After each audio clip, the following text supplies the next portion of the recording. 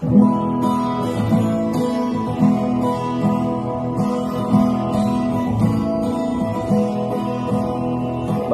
makinig, matuto.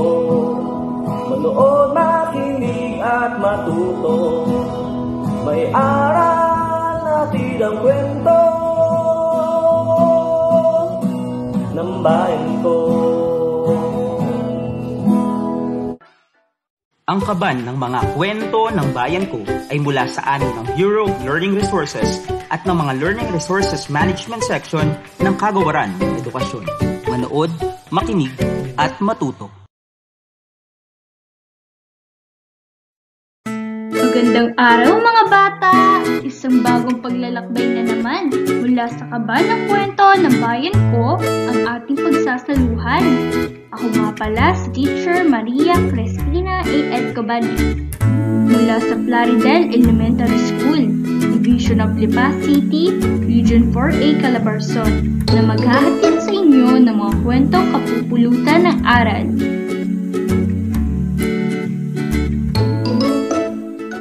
Ang babasahin ko ngayon ay isang kwentong isinulat ni Binibining Alicia B. Villarante at ginuhit naman ni Ginoong Ronan de la Cruz Vergara na pinamagatang Ang Magkakaibigan. Nagising si Bag na nawawala ang kaniyang mga kaibigan. Nasaan sila? Halina at ating alamin. Isang umaga, nagtaka si Bag nang siya ay magising. Aba, bakit ang gaan ng aking pakiramdam? Nasaan ang aking mga kasama? Sabi niya sa sarili. Tumingin siya sa paligid. Tumingin siya sa itaas, sa kaliwa, sa kanan. Paikot-ikot ang tingin. Nasaan kayo? Wika ni Bag. Napatingin siya sa sahig. Nakita niya si Ballpen. Bakit ka nariyan, kaibigan? Anong ginagawa mo? Tanong ni Bag. Nako, nahilo ako kagabi at inabot ng uhaw. Wala na akong tinta. Sagot ni Ballpen sa kaibigan. Maya-maya pa, may narinig siyang tunog. Ano yun? Nakita naman ni Bag si Aklat sa mesa. Tinanong niya si Aklat. Ano ang iyong ginagawa? Bakit ka nariyan? Nahilo ako kagabi. Pabalik-balik akong binasa. Pabalik-balik ang aking dahon. Nanlalambot na ako. Inaantok ako. Gusto kong matulog. Umikit ang aking dahon. Gusto kong maisara na. Biglang lumakas ang hangin. Natigilan si Bag. May narinig siya sa paligid. Oh!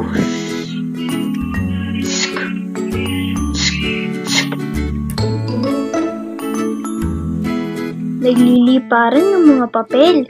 Isa-isa itong lumalayo. Narinig ni Bag ang isang tinig. Mauubos na ako!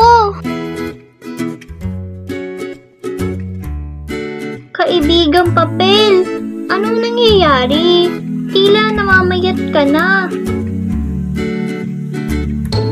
Paulit-ulit akong kinuskos. Hinilang aking dahon. Pinilas ang aking dahon.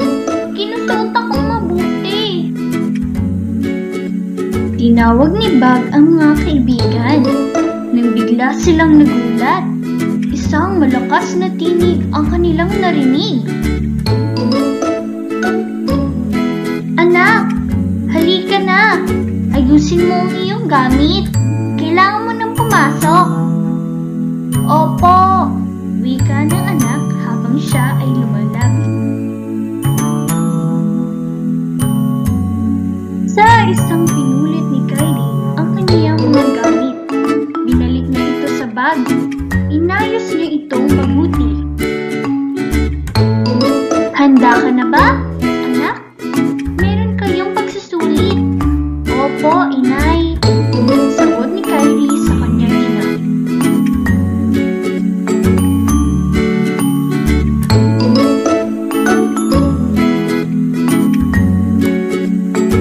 Ulit-ulit kong binasa ang aklat. Isinulat ko ang mahahalaga. Akin itong tinandaan. Mabuti naman kung ganoon. Sagot ng ina. Sige, anak. Mag-ingat ka. Good luck sa iyong pagsusulit. Agad dinampot ni Kylie ang kanyang bag. Nagpaalam siya sa ina.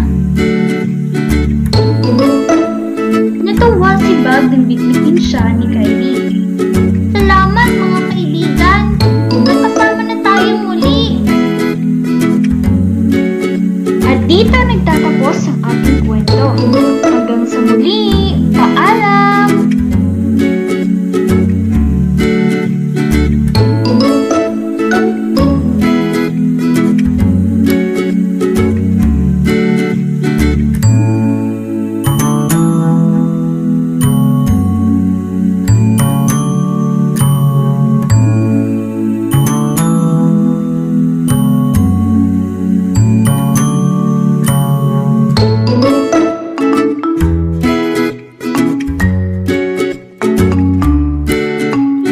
Ang kaban ng mga kwento ng bayan ko ay mula sa amin ng Bureau of Learning Resources at ng mga Learning Resources Management Section ng Kagawaran ng Edukasyon.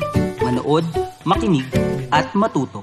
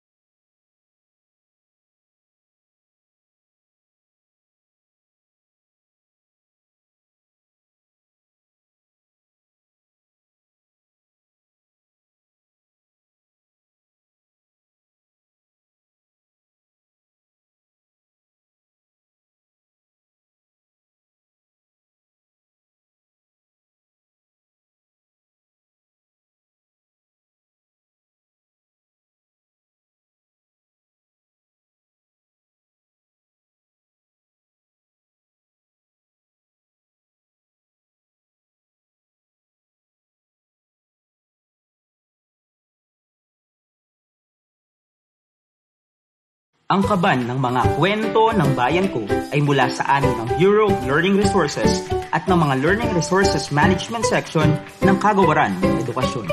Manood, makinig, at matuto.